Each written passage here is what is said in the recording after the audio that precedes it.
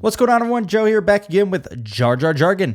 Today, we are talking about Ahsoka. We are now less than 2 weeks away from the premiere day of the show. We're getting 2 episodes on the same day. Super excited for that. Let's discuss our expectations for the show, though. About Thrawn's return as heir to the Empire. Ever since this line was dropped in the Ahsoka trailer at Celebration this year, there's been a lot of speculation around what elements from the original Heir to the Empire by Timothy Zahn are going to be incorporated into the Ahsoka TV show. I have to say, even as a huge fan of Legends, I really don't think there's going to be any elements incorporated into it. We have seen some things along the way in the past, like Mount Tantiss in the Bad Batch. That's a pretty significant location in the original Thrawn Trilogy. We saw Rook, who was Thrawn's Nogri bodyguard in the original trilogy. He died in Rebels.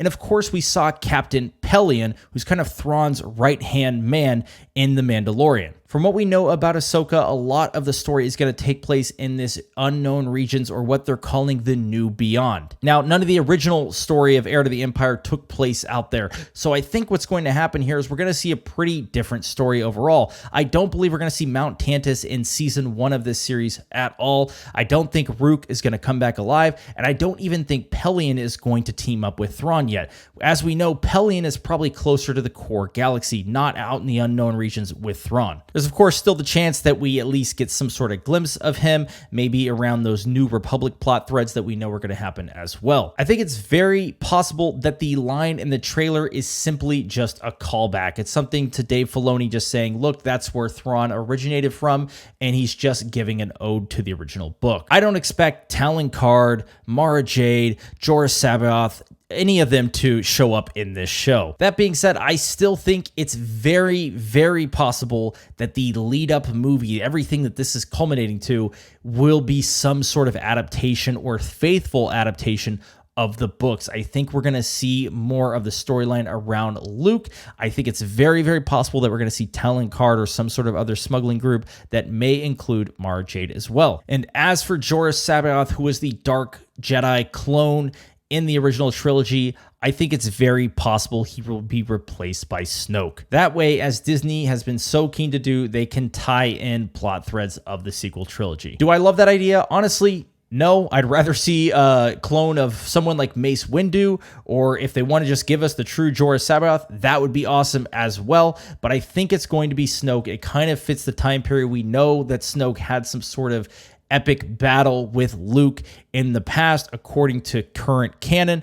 So I think we're going to see that probably in this Heir to the Empire movie adaptation that's going to happen from Dave Filoni. But as for Leia's kind of plot line around the Nogri homeworld of Honecker, I don't think we're going to see that in the movie even. I don't think the Nogri are really going to play any role here. And it's really important to note here that the Nogri actually were the ones who ended up killing Thrawn. So that kind of leaves a mystery around how Thrawn will be defeated, which is a good thing overall. And I'm actually okay with that. If they are going to incorporate anything from the original novel into season 1 of Ahsoka, though, I would love for it to be the Islamari. They were a really unique lizard-type creature that had a very, very unique property of repelling the Force. Essentially, Force sensitives could lose powers around them, and it would be really, really cool if they introduced that in the New Beyond. Perhaps Thrawn got stuck out here all this time, and what he decided to do is learn up on what was going on in the New Beyond. Obviously, he's going to take that time to learn as much as he can about the galaxy, and there's a lot out there that the rest of the galaxy is not going to be aware of, so it would be really, really cool if he brought back some Islamari with him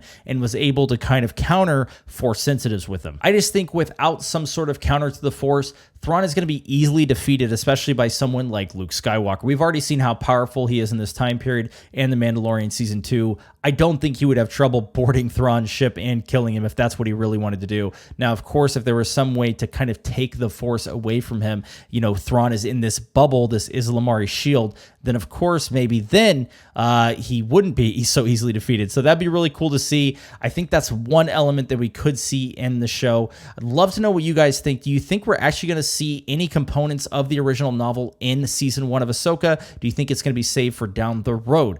Leave a comment below, and please do hit like and subscribe, guys. As always, thanks for watching. Lolo Benu Matafa.